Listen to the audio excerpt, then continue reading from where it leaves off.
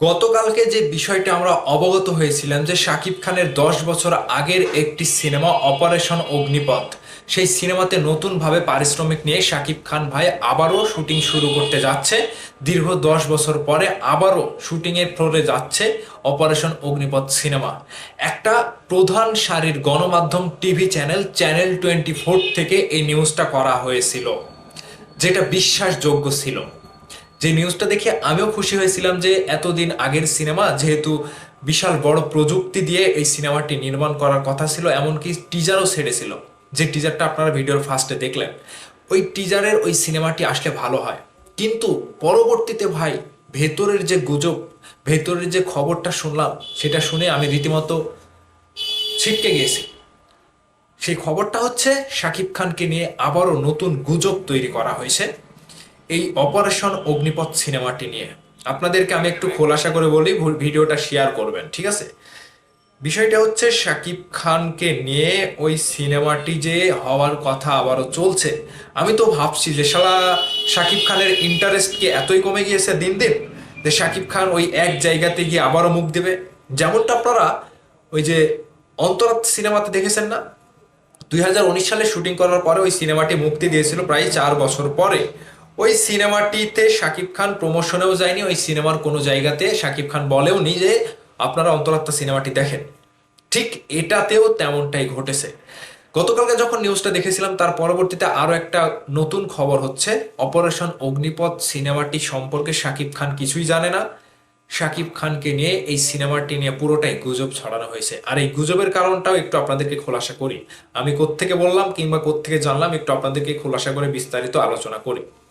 একজন বিনোদন সাংবাদিক রুহুল আমিন ভুইয়া ভাই, তিনি একজন যথেষ্ট দায়িত্বশীল বিনোদন সাংবাদিক। তিনি একটি পোস্ট করেছে নতুন গুজবে শাকিব খান। সম্প্রতি এক সংবাদ মাধ্যম ফটো কার্ড দিয়ে দাবি করেছেন পুনরায় শুরু হচ্ছে থমকে থাকা চিত্র তারকা শাকিব খান অভিনীত আলোচিত সিনেমা অপারেশন অগ্নিপথ। ওই যে ফটো কার্ড দিয়ে দাবি করেছিল চ্যানেল 24, এমনকি ভিডিও তারা প্রকাশ করেছে।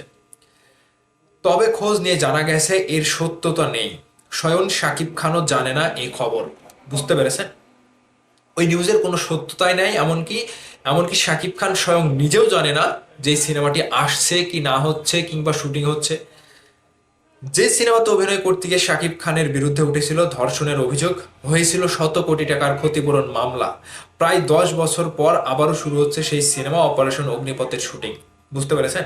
নির্ভরযোগ্য সূত্র বলছে, তথ্য বলছে, এই খবরের ভিত্তি নেই। মূলত আলোচনায় থাকতেই এই পন্থা নেওয়া হয়েছে, শাকিব খান সিনেমাটি আর করছেন না।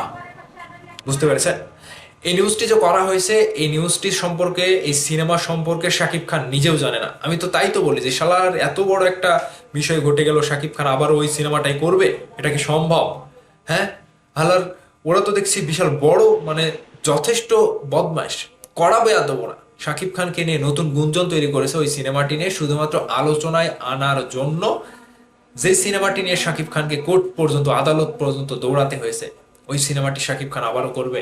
অপু বিশ্বাসকে একবার ছেড়ে দিয়েছে, অপু বিশ্বাসের কাছে আবারও শাকিব খান যাবে।